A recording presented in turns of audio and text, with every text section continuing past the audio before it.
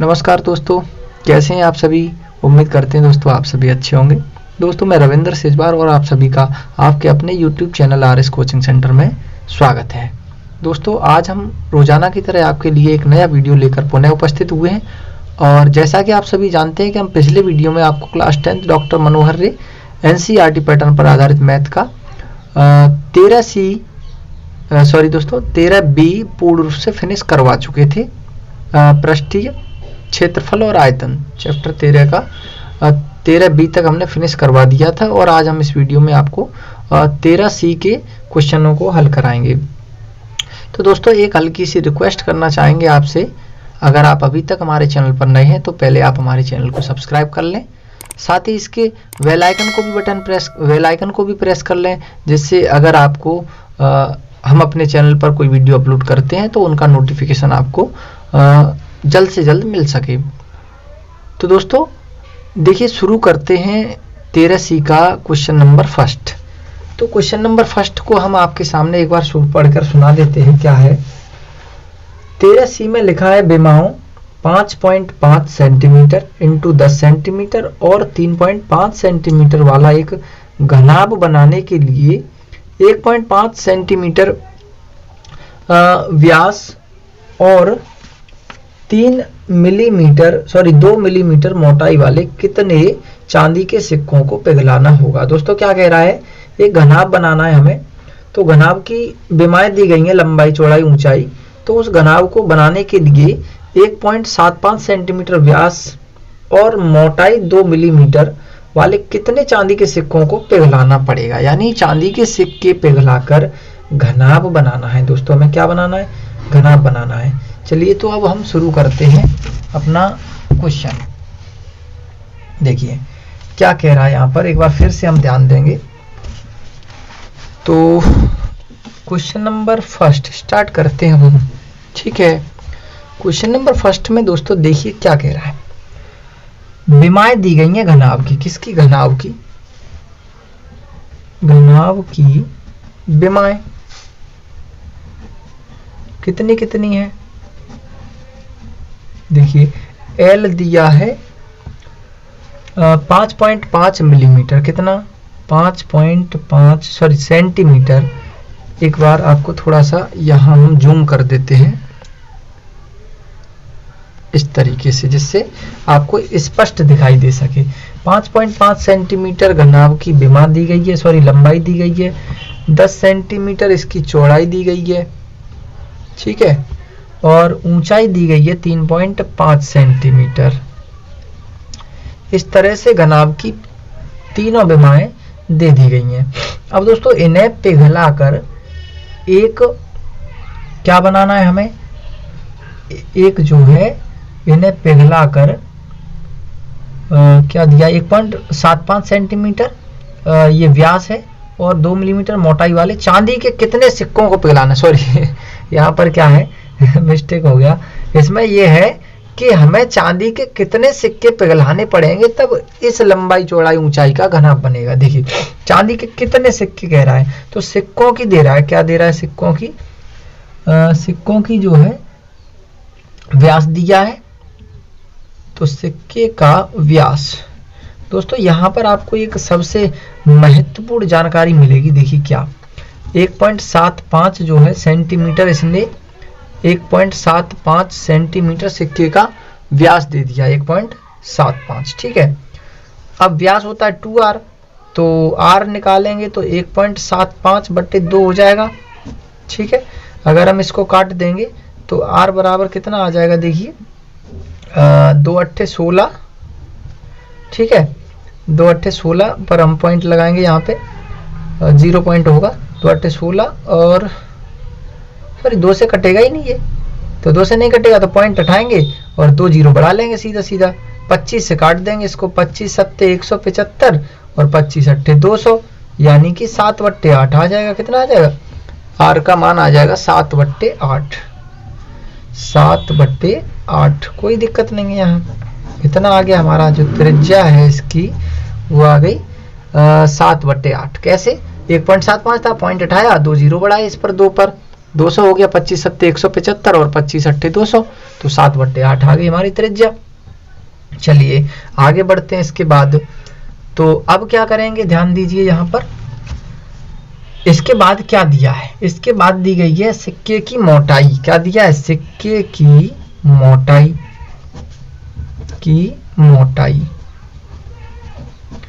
सिक्के की जो मोटाई दी गई है, तो सिक्के की मोटाई अर्थात क्या दिया है, सिक्के की ऊंचाई दी गई है। कितनी दी गई है, सिक्के की मोटाई को हम उसकी एच कहेंगे। क्यों कहेंगे ये भी हम आपको बताएंगे अभी।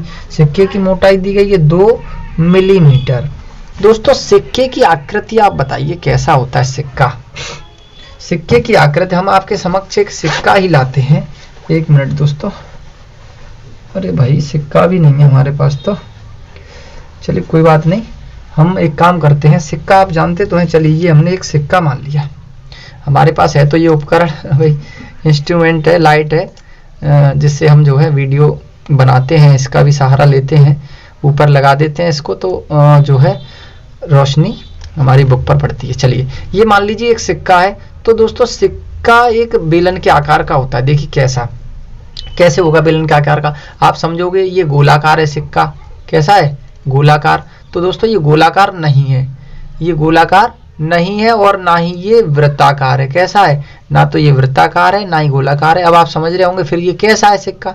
दोस्तों सिक्का होता है बेलनाकार। कैसा, बेलनाकार। देखिए अभी इसकी मोटाई जो है बहुत कम है। क्या है, मोटाई इसकी बहुत कम है। ये अगर हम इसके ऊपर और सिक्के रख दें ऐसे करके, इसके ऊपर 1 बाई 1 करके सिक्के रख दें, तो ये बेलन की आकृति बन जाएगी। कैसी बन जाएगी दोस्तों, बेलन की आकृति।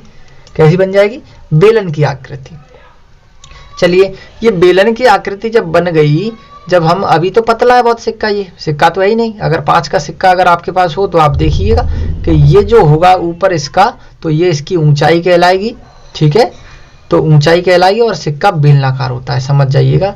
क्योंकि गोला जो होता है वो होता है दोस्तों गोल, जिस पर हम पूरी तरह से जो है देख सकते हैं गोल। यानी प्लास्टिक की बॉल आपने देखी हो, फुटबॉल, वॉलीबॉल, ये सब होते हैं गोल, यानी ये गोले की आकृति के होते हैं। अब बात कर रहे हैं हम गोले के बाद वृत्त की। तो दोस्तों वृत्त क्या होता है, वृत्त होता है सर्किल, यानी एक चूड़ी के अंदर हम हाथ डाल सकते हैं। इसमें डाल सकते हैं हाथ, नहीं डाल सकते। तो ये वृत्त भी नहीं है ना गोला है, तो ये क्या है, फिर ये एक बेलन है सिक्का। अगर हम सिक्के की बेलनाकार अगर आकृति बनानी है तो इसके ऊपर और सिक्के रख के देख लीजिए, बेलनाकार बन जाएगा। चलिए दोस्तों यहाँ पर सिद्ध कर दिया हमने कि सिक्का जो होता है वो बेलनाकार होता है। ठीक है, तो सिक्के की मोटाई दी गई है 2 मिलीमीटर। अब दोस्तों सभी भुजाएं दी गई हैं सेंटीमीटर में, अब ये एक अकेला दिया है मिलीमीटर। तो सबसे पहले तो हम इसको सेंटीमीटर में बनाएंगे। तो दोस्तों आपको पता होना चाहिए कि 1 मिलीमीटर में होता है 1 मिलीमीटर में जो है होता है 1/10 सेंटीमीटर। क्या होता है, 1/10 सेंटीमीटर। और अगर हम इसको मीटर में बदलेंगे तो ये 2 मिलीमीटर है, तो ये 2/10 हो जाएगा सेंटीमीटर। क्या हो जाएगा, 2/10 सेंटीमीटर। तो दोस्तों ये आ गया, काट देंगे तो 2 1 2 2 5 10, 1/5। तो h का मान आ गया 1/5 सेंटीमीटर। ये सिक्के की ऊंचाई आ गई। क्या आ गई, सिक्के की ऊंचाई निकल आई।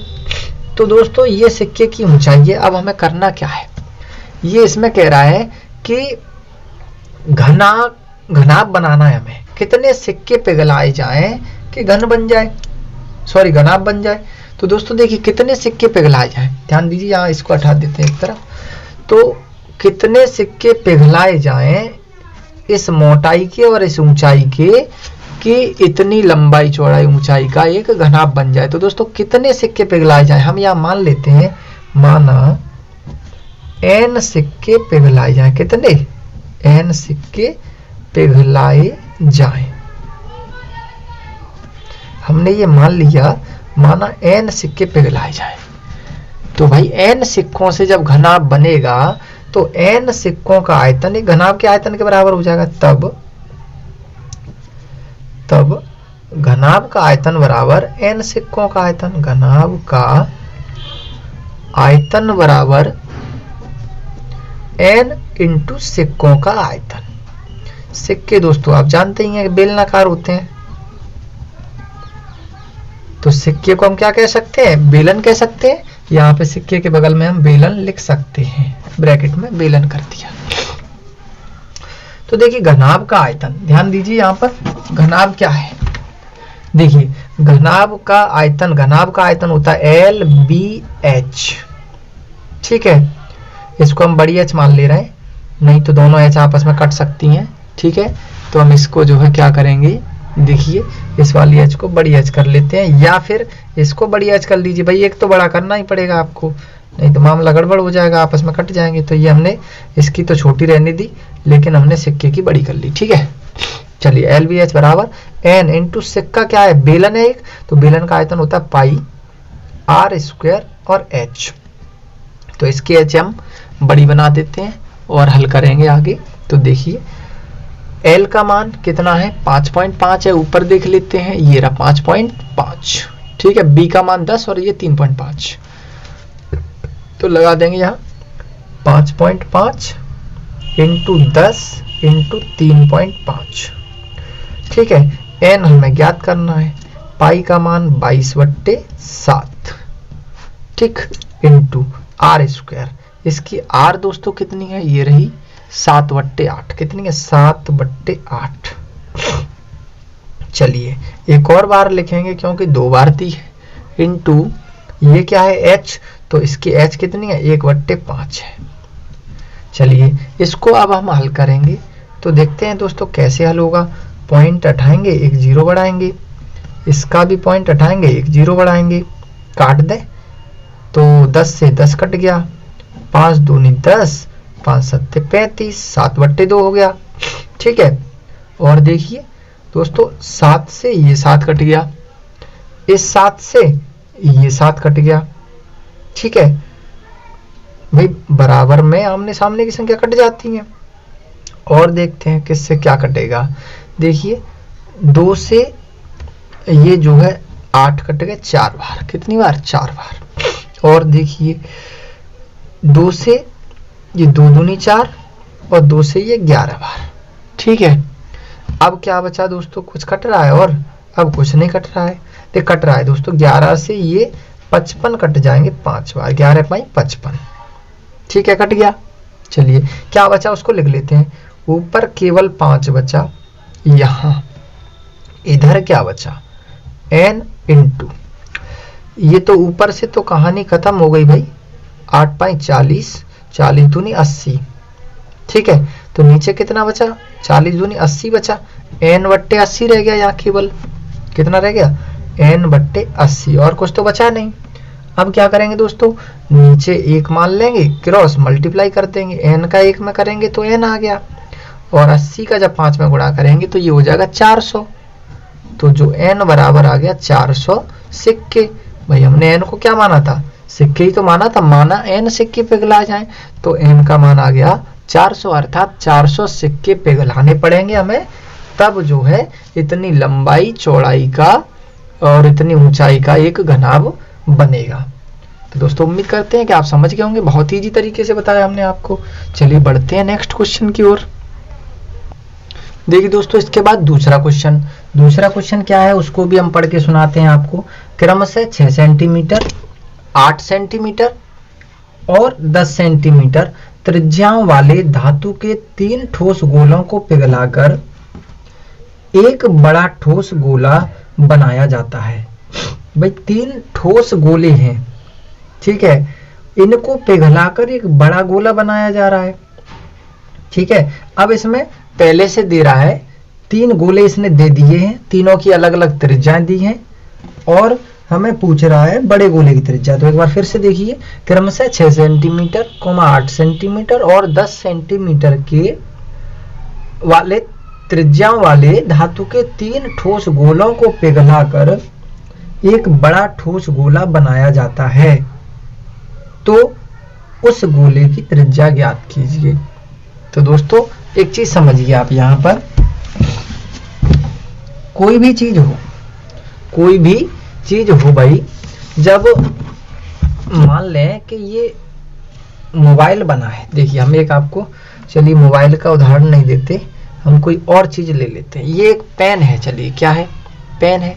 अब ये जब पेन बना है तो भाई किस किस से मिलकर बना है, देखिए एक ढक्कन है, इसमें कैप लगा हुआ है, ठीक है, कैप लगा है, ये लगा है इसमें, इसमें एक रिफिल भी है, ठीक, ये सब चीज़ें हैं इस तरह से, और बहुत सारी चीज़ें हैं इसमें। या यूँ मान लें हम इसको, चलो सबको छोड़ते हैं, ये ढक्कन है, ये कैप है। अब ये कैप कोई कहे कि ये ऐसे छोटे छोटे टुकड़ों से मिलकर बना है। क्या बना है? छोटे छोटे टुकड़ों से मिलकर बनाया जा रहा है ये बड़ा वाला। तो छोटे छोटे टुकड़े एक तरफ कर दो, छोटे छोटे टुकड़े एक तरफ कर दो, तो छोटे छोटे टुकड़ों से मिलकर ये ढक्कन बना। छोटे छोटे टुकड़ों से मिलकर, वही प्लास्टिक के टुकड़े बने होंगे पहले, तभी तो ये प्लास्टिक का कैप बना है। तो इन टुकड़ों से मिलकर ये बना है, अर्थात इन टुकड़ों को जोड़ा गया होगा तभी तो ये बना है। तो बस दोस्तों हम यही चीज आपको समझाना चाह रहे हैं कि छोटे छोटे टुकड़ों को जोड़कर जब ये बना है, यानी टुकड़ों का आयतन जब पूरा मिल गया होगा तभी तो ये बड़ा वाला बना है।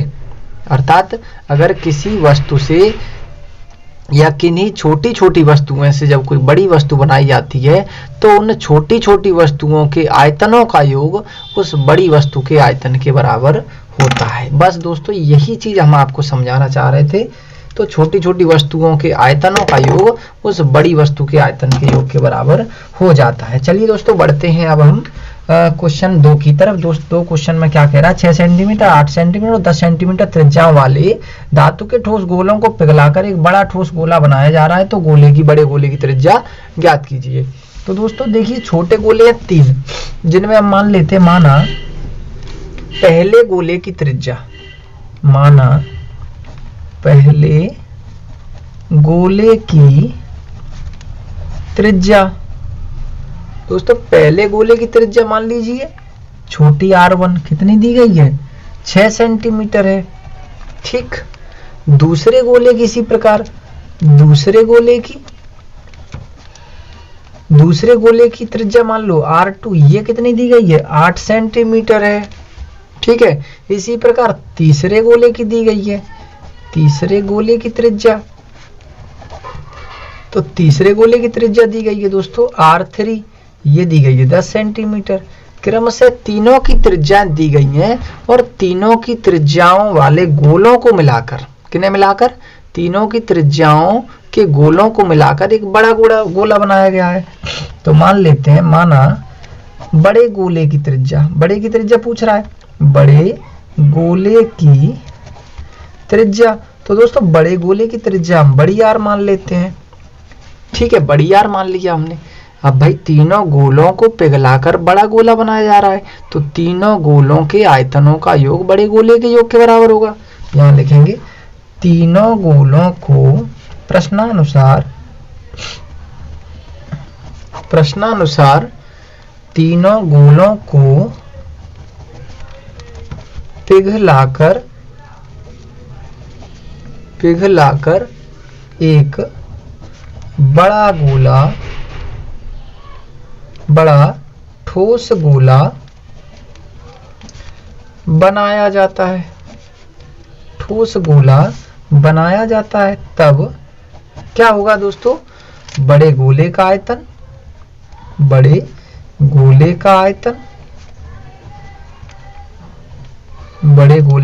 जो है किसके बराबर होगा, तीनों गोलों के आयतनों के योग के बराबर, यानी तीनों गोलों के आयतनों का योग, यानी कि पहले गोले का आयतन, पहले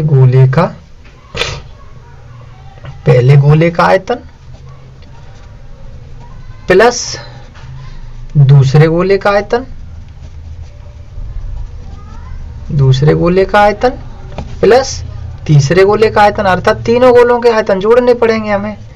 भाई अगर 10 गोले होते तो 10 के जोड़ते, अब ये यहाँ 3 गोले हैं तो तीनों गोलों के आयतन जोड़ने पड़ेंगे, ठीक है। चलिए बड़े गोले का आयतन हो गया 4/3 और पाई r3, बड़े की त्रिज्या हमने बड़ी मानी थी r, तो बड़ी r3 हो गया। अब इधर पहले गोले का आयतन तो 4/3 पाई r1/3, क्योंकि पहले गोले की त्रिज्या हमने r1 मानी है, ठीक है। दूसरे की त्रिज्या r2, तीसरे की r3, इसी प्रकार 4/3 पाई r2/3 प्लस 4/3 पाई r3/3। इस तरह से ये तीनों गोलों के आयतन जोड़ दिए हमने, 4/3 पाई r3, तो ये चल ही रहा है। दोस्तों इसमें भी 4/3 पाई, इसमें भी 4/3 पाई और तीसरे वाले में भी 4/3 पाई है। तो हम तीनों में से 4/3 पाई कॉमन ले लेते हैं। बचा क्या, R1 क्यू बचा। यहाँ से जब ये आ गया तो R2 क्यू बचा और ये बाहर आ गया तो R3 क्यू बचा। इस तरह से अंदर ये बचा दोस्तों, 4/3 पाई से 4/3 पाई कट गया। क्या बचा, R क्यू बराबर R1। दोस्तों R1 का मान लगाइए कितना है, R1 है 6 सेंटीमीटर, R2 8 है और R3 10 है, यानी 6 8 10 दिए। 6 का क्यू, 8 का क्यू प्लस 10 का क्यू, ये क्यू दिए हैं। तो क्यू करेंगे यहाँ पर R3 बराबर R क्यू बराबर, अब हम क्या करेंगे दोस्तों, क्यू लगा देंगे।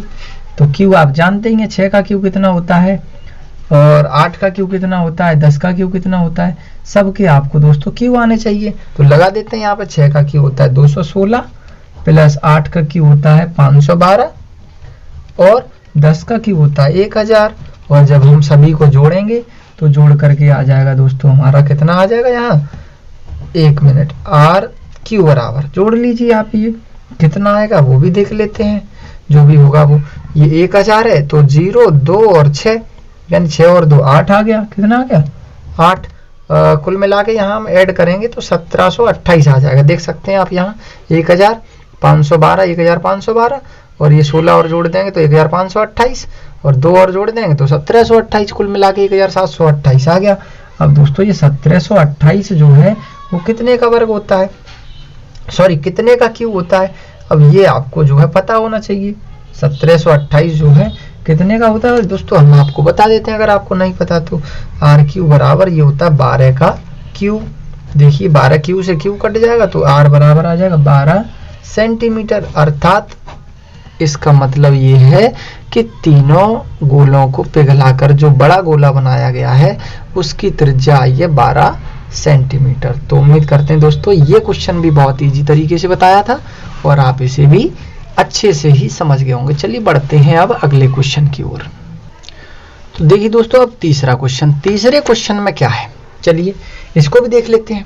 क्या है इसमें, त्रिज्या 4.2 सेंटीमीटर वाले धातु के एक गोले को पिघलाकर त्रिज्या 6 सेंटीमीटर वाले एक बेलन के रूप में ढाला जाता है। तो बेलन की ऊंचाई याद कीजिए। दोस्तों क्या कह रहा है इसमें, त्रिज्या 4.2 सेंटीमीटर वाला कोई धातु का गोला है और गोले से बेलन बनाया जा रहा है। देखिए एक गोला हम ले लेते हैं, क्या ले लेते हैं, गोला। ये हमने एक गोला ले लिया, ठीक है दोस्तों। और इस गोले की त्रिज्या क्या दे रहा है, इस गोले की त्रिज्या दे रहा है 4.2 सेंटीमीटर। कितना, 4.2 सेंटीमीटर, ठीक है। वैसे तो ये एक वृत्त है लेकिन हम वृत्त में ही मानेंगे भाई दोस्तों या हम गोला नहीं बना सकते। 4.2 सेंटीमीटर, ठीक है, इसकी त्रिज्या है गोले की। अब इस गोले को पिघला करके, ये गोला है, ठोस है, और इस गोले को पिघलाया जाता है। क्या किया जाता है दोस्तों, पिघलाया जाता है। तो पिघलाने पर 6 सेंटीमीटर का एक बेलन में ढाल दिया जाता है। इसको क्या बना दिया जाता है, 6 सेंटीमीटर त्रिज्या का एक बेलन, ठीक है। इसको पिघलाने पर 6 सेंटीमीटर त्रिज्या का एक बेलन बन जाता है भाई दोस्तों, 6 सेंटीमीटर त्रिज्या का बेलन। इसकी त्रिज्या 6 सेंटीमीटर है और ये गोला पिघलाकर एक बेलन बना दिया गया है। भाई ये क्या है, तो 6 सेंटीमीटर त्रिज्या के एक बेलन में ढाल दिया है। चलिए कोई बात नहीं, ढाल देने तो भाई। क्या करना है हमें, इसका आयतन इसके आयतन के बराबर करना है, जो मांग रहा है क्वेश्चन वो आ जाएगा। चलिए देखते हैं। तो गोले की त्रिज्या दी गई है यहाँ आपको, गोले की त्रिज्या, चलिए वो लिख देते हैं हम, गोले की त्रिज्या। तो गोले की त्रिज्या जो है कितनी है वो भी आपको बता देते हैं। स्मॉल आर का मान जो दिया है वो दिया है 4.2 सेंटीमीटर, 4.2 सेंटीमीटर ये दी गई है गोले की त्रिज्या, 4.2 सेंटीमीटर, ठीक है। अब 4.2 सेंटीमीटर गोले की त्रिज्या दे दी। अब 6 सेंटीमीटर वाला बेलन दिया एक, तो बेलन का क्या क्या दिया है उसको लिख लेते हैं। बेलन की त्रिज्या कितनी है, इसको बड़ी आर मान लेते हैं, 6 सेंटीमीटर। बेलन की त्रिज्या दी है इसने 6 सेंटीमीटर। तो बेलन की ऊंचाई दोस्तों पूछ रहा है, बेलन की ऊंचाई h का मान। अब आप समझ ही गए होंगे, गोले से बेलन बन रहा है, यहां लिखेंगे गोले को ढालकर बेलन बनाया जाता है। क्या बनाया जाता है? गोले को ढालकर बेलन बनाया जाता है। तब गोले का आयतन बराबर क्या हो जाएगा? बेलन का आयतन। भाई जब इसे ठोक पीट के भाई डाल के केवल मिला के इसको पिघला कर ये बनाया जाएगा तो आयतन तो बराबर रहना है, बराबर बेलन का आयतन। ठीक है, गोले का आयतन जानते ही हैं आप, 4/3 पाई आर क्यूब। बेलन का आयतन भी जानते हैं आप, क्या होता है? पाई आर स्क्वायर, बड़ी आर मानिए तो बड़ी आर स्क्वायर एच, ये माना है हमने। चलिए 4/3, पाई से तो पाई कट ही गया, 4/3 है। आर का मान दोस्तों, आर कितनी है? 4.2 है। 4.2 इंटू 4.2 इंटू 4.2, 3 बार है, बराबर आर का मान दिया इसमें 6, तो 6 गुणा 6, एच हमें निकालनी है। कोई बात नहीं दोस्तों, करते चलिए बस आप हमारे साथ, कोई दिक्कत ही नहीं पड़ेगी। पॉइंट से पॉइंट सभी के पॉइंट हटा दिए और सबके नीचे एक एक जीरो बढ़ा दिया। देखिए दोस्तों, 6 से ये 7 बार कटेगा, 6 7 42, ये भी 6 से 7 बार कटेगा, 6 7 42। भाई इतना तो समझ में आ गया, अभी तो कुछ किया नहीं। चलिए 3 से ये कट जाएगा 14 बार, 3 1 3 और 3 चौके 12, 14 3 42 होता है, 14 बार कट गया। और देखते हैं, देखिए 2 दूनी 4 और 2 5 10, ठीक है, और काट दीजिए 2 5 10, ये भी 5 बार कट गया। क्या बचा अब? और देखते हैं, 2 से कट गया 5 बार और 2 से कट गया 7 बार, ये भी बच गया। चलिए क्या बचा अब? ऊपर 7 गुणा 7 गुणा 7 और नीचे बचा 5 गुणा 5 गुणा 5, अर्थात 7 गुणा 7 गुणा 7 करेंगे तो कितना आ जाएगा? 343। ठीक है, 7 गुणा 7 गुणा 7 करेंगे तो 343 आ जाएगा, और 5 गुणा 5 गुणा 5 करेंगे तो 125 आ जाएगा। कितना आ जाएगा? 125। ठीक है, और जब 343 में 125 का भाग देंगे तो h का मान आ जाएगा। तो h बराबर जो निकल कर आएगा भाग देने पर वो आ जाएगा 2.74। कितना आ जाएगा? 2.74। दोस्तों अब इसका तो आप भाग देना जानते ही हैं, 2.74 नहीं, ज्यादा जाए तो 2.8 आ जाएगा, बस इतना हो सकता है। तो 2.74 सेंटीमीटर, ये दोस्तों इसका जो है आंसर हो जाएगा। ठीक है, अब दोस्तों भाग करना तो आप जानते ही हैं भाई, दोस्तों भाग तो आपको ही करना है भाई। 343 में जब हम भाग करेंगे 125 का, तो ये बात तो आप भी जानते हैं ना। 2.74 सेंटीमीटर जो है आपका आंसर, यहाँ पे ऊंचाई आ जाएगी बेलन की। जो बेलन किससे बनाया गया था? एक 4.2 सेंटीमीटर त्रिज्या के गोले को पिघलाकर बेलन बनाया गया था, और उस बेलन की ऊंचाई पूछ रहा था, तो h का मान 2.74 आ गया है। चलिए बढ़ते हैं नेक्स्ट क्वेश्चन की ओर। तो चलिए दोस्तों अब देखते हैं हम नेक्स्ट क्वेश्चन नंबर 4। ठीक है दोस्तों, एक आपसे गुजारिश है, अगर आप हमारे वीडियो को देखते हैं और अगर आपको हमारा वीडियो पसंद आ रहा हो तो हमारे वीडियो को ज़्यादा से ज़्यादा लाइक करें, साथ ही अपने दोस्तों की भी हेल्प करें और हमारे वीडियो को शेयर करें। तो दोस्तों चलिए बढ़ते हैं चौथे की तरफ। चौथा क्वेश्चन क्या कहता है? व्यास 2 सेंटीमीटर और ऊंचाई 15 सेंटीमीटर वाले एक लंबवृत्तीय बेलन के आकार का बर्तन है और जो आइसक्रीम से पूरा भरा हुआ है। ठीक है, पहले हम एक बेलन बनाते हैं और उसको आइसक्रीम से भर देते हैं, और भरने के बाद उसकी माप लिख लेते हैं पूरी। ठीक है, तो क्या है? व्यास 2 सेंटीमीटर और ऊंचाई 15 सेंटीमीटर वाले एक लंबवृत्तीय बेलन के आकार का बर्तन जो कि आइसक्रीम से पूरा भरा हुआ है। इस आइसक्रीम की ऊंचाई यानी बेलन की ऊंचाई 12 सेंटीमीटर, क्या कह रहा है ये?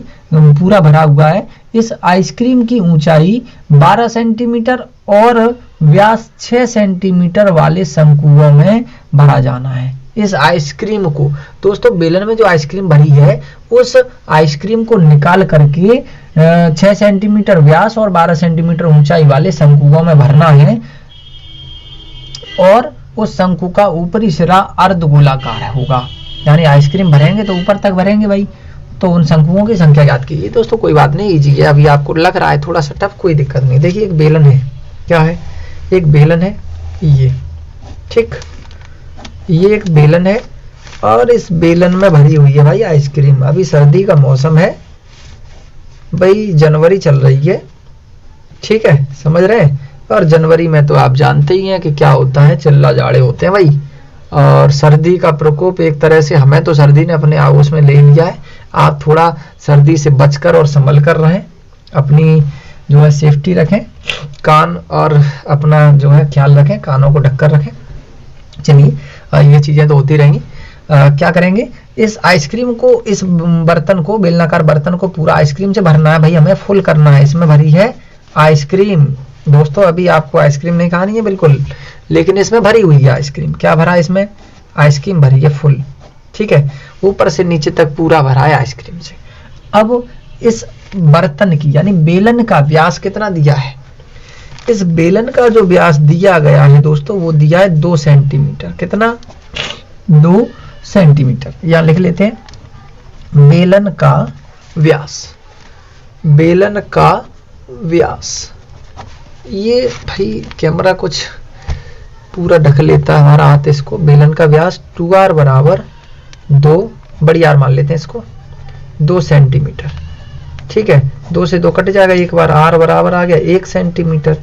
ये आ गई भाई बेलन की त्रिज्या, यानी इतनी त्रिज्या का एक बेलन है और आइसक्रीम से पूरा भरा हुआ है। और इस बेलन की ऊंचाई, इसकी जो ऊंचाई है, बड़ी एच मान लेते हैं इसको, ऊंचाई कितनी है, 15 सेंटीमीटर है। ऊंचाई 15 सेंटीमीटर दी गई है बेलन की। कितनी, 15 सेंटीमीटर। 15 सेंटीमीटर बेलन की ऊंचाई दी गई है जो आइसक्रीम से पूरा भरा हुआ है।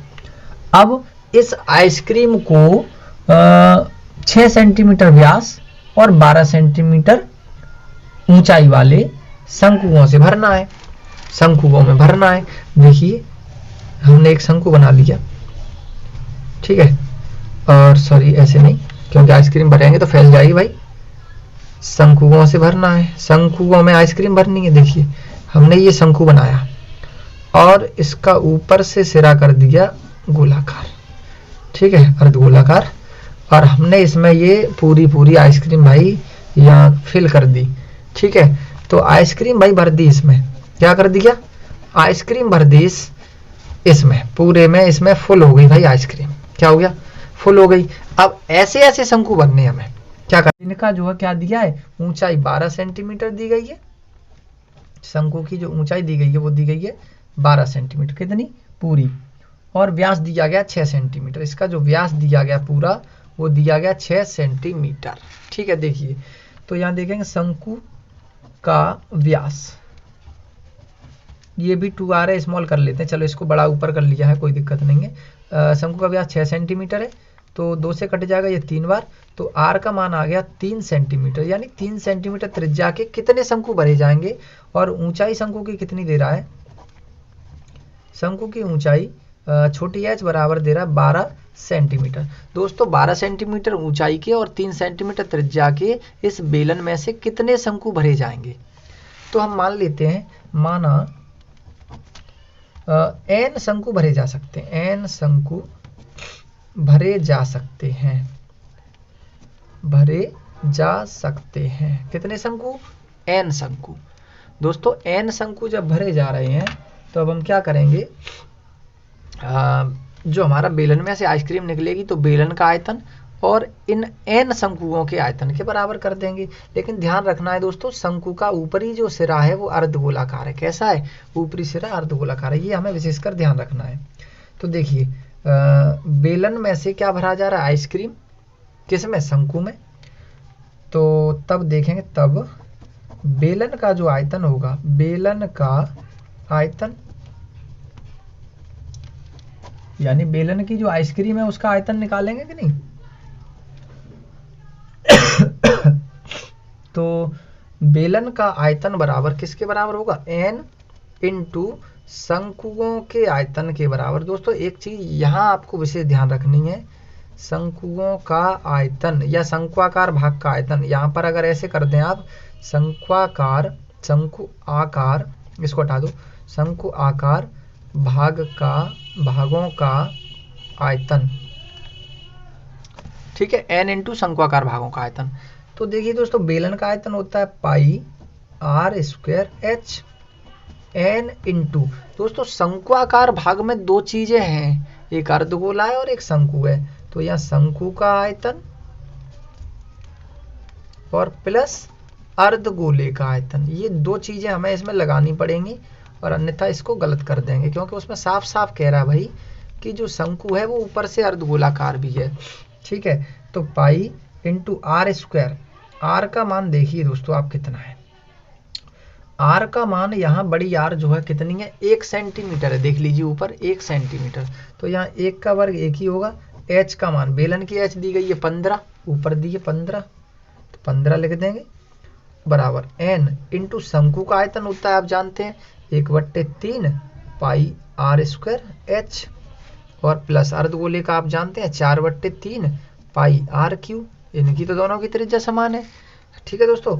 दोनों में से अगर हम पाई कॉमन ले लें तो पाई से पाई कैंसिल हो जाएगी, तो इंटू ये हो जाएगा यहाँ 15 पाई, 15 एकन 15 पाई, और इधर देखिए n तो चल ही रहा है, केवल पाई कॉमन ले लेते हैं, पाई हमने ले ली कॉमन, क्या बचा 1/3, पाई तो चली गई, आर का मान कितना है, आर छोटी आर कितनी दिख रही है 3, तो 3 गुणा 3 दो बार लिख लेंगे।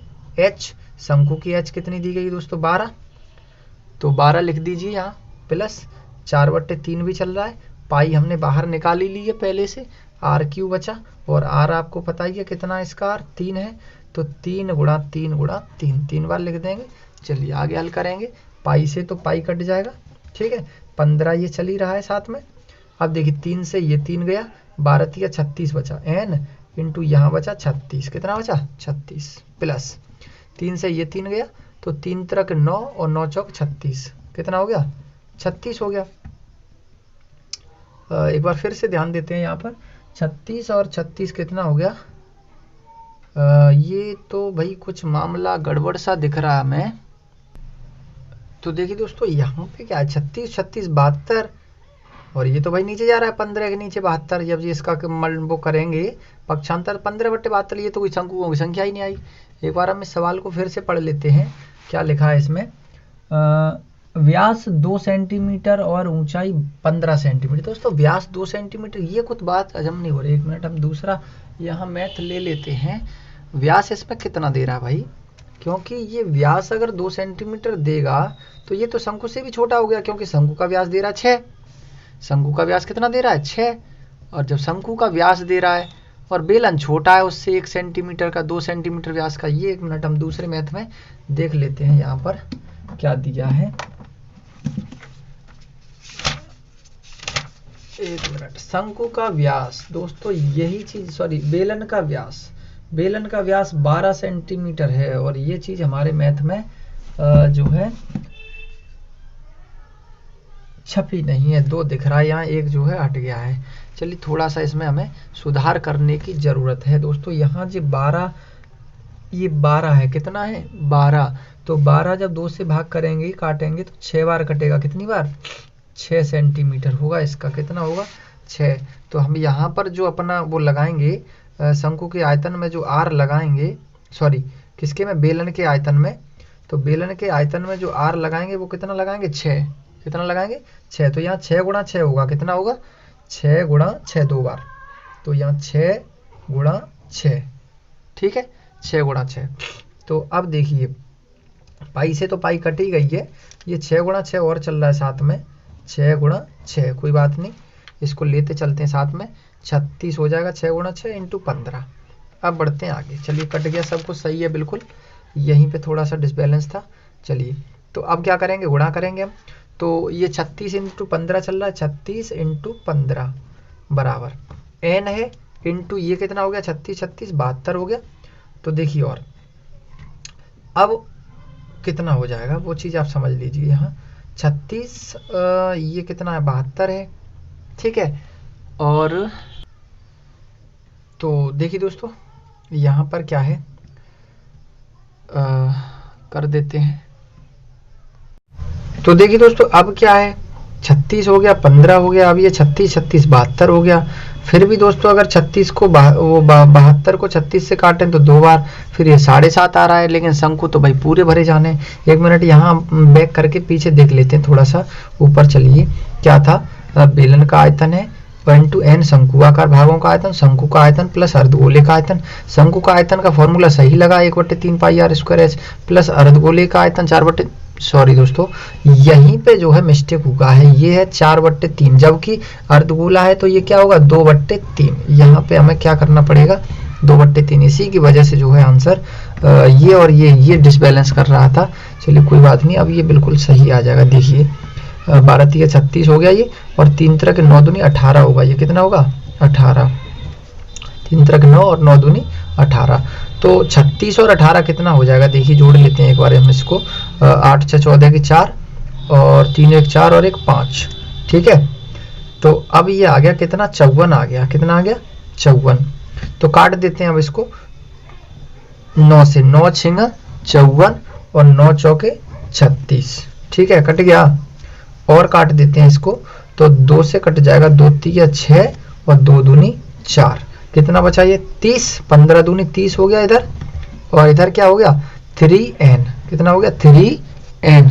दोस्तों 3 से इसको काट देंगे 10 बार, तो n बराबर आ जाएगा 10, और यही हमारा आंसर हो जाएगा। क्योंकि हमने बताया था कि जो है n को माना था कि कितने शंकु भरे जाए, तो हमने मान लिया था माना n शंकु भरे जाए।